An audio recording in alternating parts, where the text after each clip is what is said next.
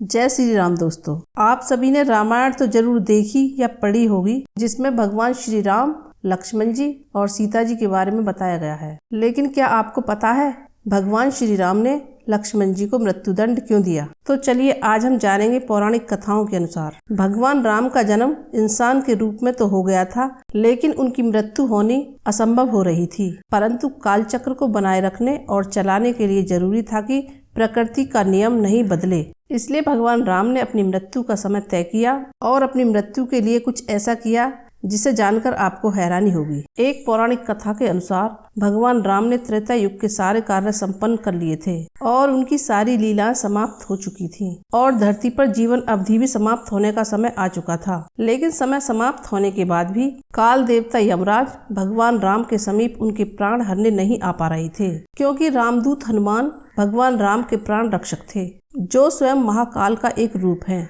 और महाकाल से उनके आराध्य भगवान राम के प्राण छीनने की हिम्मत ना तो किसी काल में थी और ना ही किसी अन्य देवता में। इसलिए काल चक्र और समय चक्र को आगे बढ़ाने के लिए भगवान राम की मृत्यु होना जरूरी भी था। ऐसे में भगवान राम ने एक उपाय निकाला और अपनी एक अंगूठी महल के किसी छेद में गिराकर हनुमान जी को उस अंगूठी को खोजने के लिए पाताल लोक में भेज दिया गया। हनुमान जी को अयोध्या में न देखकर यमराज ने अयोध्या में प्रवेश किया। वे एक संत का रूप धारण कर भगवान राम जी के महल में पहुंच गए। जब श्री राम ने संत से उनके यहाँ आने का कारण पूछा तो संत ने कहा कि वे जो संदेश लेकर आए हैं वह अत्यंत गुप्त है, इसलिए जब वे इस संदेश को उन्हें सुना रहे हों तब उस समय उनके कक्ष में कोई न आने पाए। यदि कोई उन्हें बात करते हुए सुन ले या देख भी ले तो उसे प्राण दंड दिया जाए। संत की यह बात सुनकर भगवान श्री राम ने लक्ष्मण से कहा कि वह द्वारपाल को भेज दे तथा स्वयं कक्ष के द्वार पर पहरा दें। उन्होंने लक्ष्मण से कहा कि यदि कोई भी उन्हें बात करते हुए सुन लेगा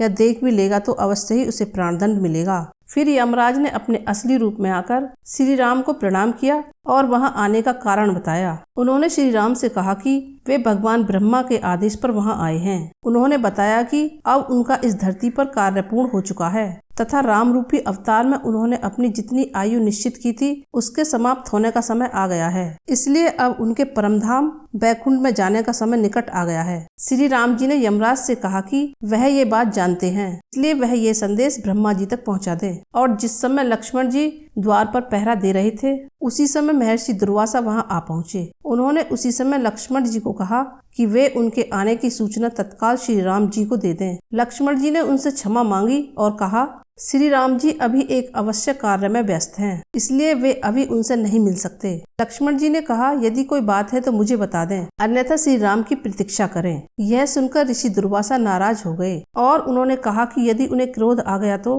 वे अपने श्राप से पूरी अयोध्या को भस्म कर देंगे। लक्ष्मण जी यह सुनकर धर्म संकट में फंस गए। फिर उन्होंने सोचा कि यदि केवल उनकी मृत्यु से पूरी अयोध्या बच सकती है तो उन्हें अपने प्राण दे देने चाहिए। फिर लक्ष्मण जी ऋषि दुर्वासा के आगमन का संदेश लेकर श्री राम के कक्ष में पहुंच गए और लक्ष्मण जी ने उन दोनों की बातें सुन ली थी। लक्ष्मण जी को वहां देखकर यमराज वहां से चले गए। श्री राम जी भी असमंजस में पड़ गए, लेकिन वे लक्ष्मण जी की दुर्दशा को समझ चुके थे। उन्होंने लक्ष्मण जी से कहा महर्षि दुर्वासा को अंदर भेज दो। इसके बाद भगवान श्री राम के द्वारा राज्यसभा बुलाई गई, जिसमें महर्षि वशिष्ठ, उनके सभी भाई, मंत्री तथा हनुमान जी उपस्थित थे। मंत्री सुमंत तथा भरत ने लक्ष्मण को क्षमा कर देने का अनुरोध किया, लेकिन लक्ष्मण जी ने कहा कि यदि राजा का वचन ही झूठा चला जाएगा तो कौन उनकी बात पर विश्वास करेगा। इसलिए लक्ष्मण जी ने स्वयं के लिए मृत्यु दंड मांगा। यह सुनकर भगवान राम असमंजस में पड़ गए और अपने गुरु महर्षि वशिष्ठ से राय मांगी।